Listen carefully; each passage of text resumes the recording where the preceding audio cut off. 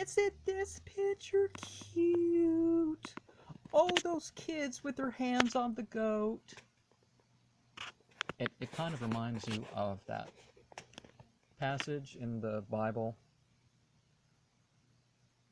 and the practice of the Judeo-Christian tradition of touching the animal before you slaughter it.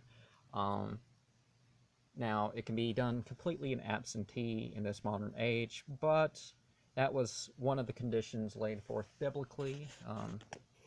Others are, it has to be an animal you can eat, it's butchered properly to drain the blood, it's killed in the name of God.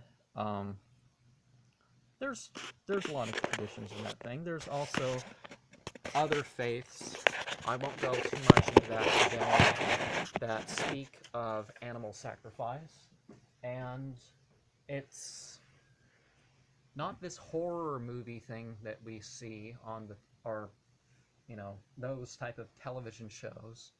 It's rarely that type of thing. Now, one of the things, it's part of different types of Hinduism. The evidence of animal-related sacrifices and blood sacrifices go back before anatomically modern humans, so we, presume that the other humans performed animal sacrifices too. When it comes to these heroes that people worship in their churches by whatever name, Christian or otherwise, the Kirk as it was called in Scottish, these don't meet the criteria for anybody but itself. Oh, this guy performed this wonderful bull sacrifice and it counts for all our sins, and no, or he sacrificed himself, or it doesn't meet the requirements, or it even violates those conditions. And in biblical speak, we have 1 Corinthians 8, 1 through 11, 10, 20, 10, 27 through 30. And these passages do not refute or deny animal sacrifice, except in ways that neither monotheists or Christians do. And Acts 2, 26, 3, 1, 5, 12, 5, 20, and 5:42 has Paul and the early Christians take part in temple rites, which include animal sacrifice. Acts 20, 23 through 26, and 24:17 has Paul take part in animal sacrifices. And the moment you've been waiting for, what does Jesus have to say? And, how does that relate? Other than I did not come to do away with any of the law, I came to restore it, those sort of teachings. Matthew 26, 18 through 19, Mark 14, 12 through 16, and Luke 21, 1 through 14 make participating in the animal sacrifices among the traditions of the prophets an obligation of the faithful. So there's none of this dispensationalism here.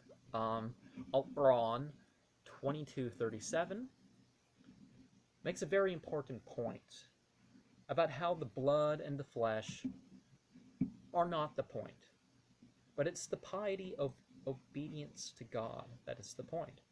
Leviticus 16:29 through 30 is called a lie by those who say sacrifices are obsolete or that they could become invalid. And Al-Quran 22:34 makes clear that every community of humans had its obligations that involved rights over animals, and that of course came from God. And another important point to make is that even the demonolators are rarely involved, when they do take part in this, in the sorts of cruelties that we see in the animal raising and slaughter of the corporate secular world. And honestly, being self-serving is about as worse as you get. If you treat yourself as God, that's kind of, that's as bad as it gets, people. Now there's various polytheistic religions that maybe they don't have the rules, but some of them, they tend to be very, you comfort the animal, you sing to it, maybe pet it, and it's tends to be a surprise. Now some of these, it's not quite a surprise, but hunting is still better than the methods of beating the animal and stunning it and electrocuting it, and overdosing the animal with various drugs. Um, some forms of Hinduism and Buddhism, and before the last two of the 24, that Jainism is based on animal and the extremists took over that. Native Americans, Neanderthal, um, and honestly, if you oppose animal sacrifice, making the slaughter of an animal sacred, that's all it is. The slaughter, the butchering, whatever, it's a sacred act. If you're opposed to that, or if you're too much of a coward to slaughter an animal for yourself, you don't deserve to eat meat. You really, really don't deserve to eat meat if you're opposed to these. And that means byproducts too, people.